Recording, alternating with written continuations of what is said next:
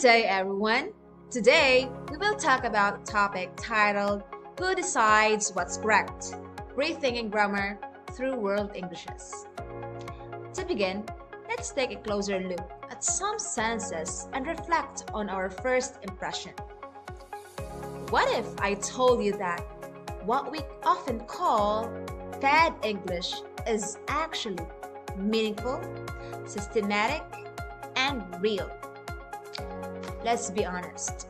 The moment we saw these sentences, you probably thought, that's wrong English.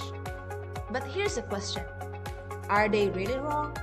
Or are we simply trained to think that they are wrong? Because today, I want to challenge a belief many of us have carried for years. That there is only one correct way to speak in English.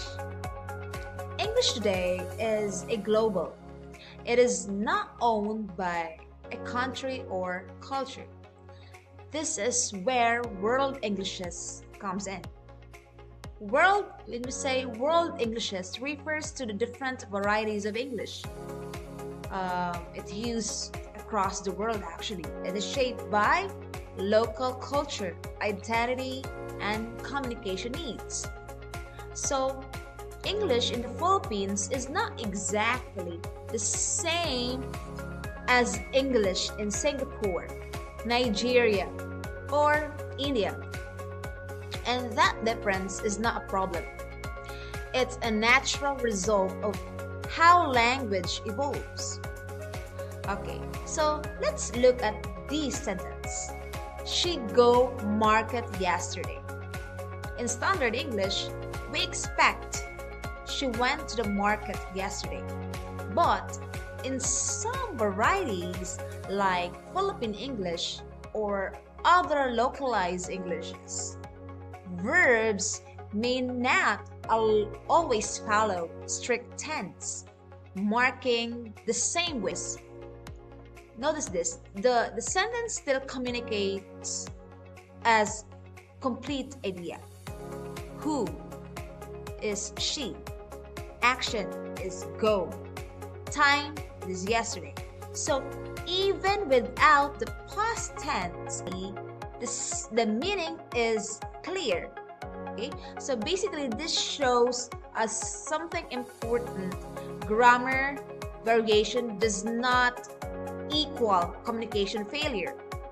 Take a look at this example. I know and understand you. This sentence might sound incorrect, right? So in standard English where we say I don't understand you, but in varieties influenced by different linguistic systems, negation can be expressed without auxiliary verbs like do.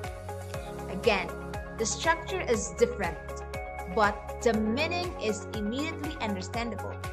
So the question is not, is this grammatically standard?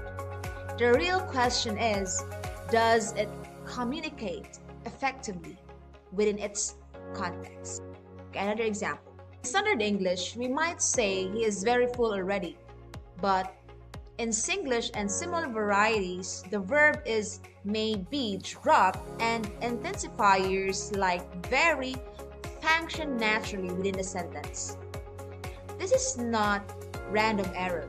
It reflects a grammatical pattern that is consistent within that variety. So instead of seeing this as a broken English, we can understand it a different grammatical system within its own rules. Now, let's talk about a deeper issue. OAK 2021 describes what calls dutiful linguistic prescriptivism. This refers to the mindset that language must strictly follow established rules, and anything outside those rules is labeled incorrect. But this approach has limitations. It treats one variety of English usually standard English as superior while ignoring the legitimacy of other varieties. The problem is not grammar itself.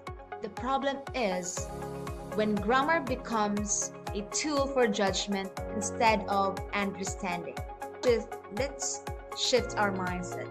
Instead of asking, is this wrong? We ask, in what context is this used? Who uses this form? Does it serve communication?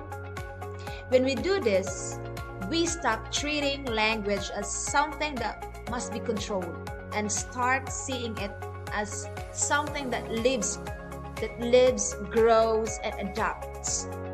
Let's revisit our earlier examples. Which one is correct? Here's the answer. All of them can be correct depending on the context. Standard English is useful in academic and formal settings, but world Englishes are equally valid in their own communities.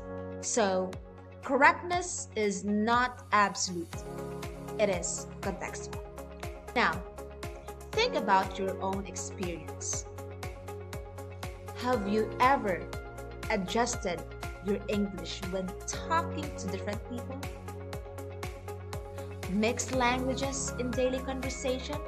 Or change your tone depending on context? That is not a mistake. That is linguistic competence. It shows you understand how to adapt language to real life situations. Alright folks, so the next time someone says your English is wrong, pause and ask. Wrong where? Wrong in what context? Wrong according to who? Because English today is not a single standard. It is a global system of diverse and meaningful variations. And so let's move away from language and move toward understanding it. Because language is not about perfection. It is about connection. Thank you so much for listening.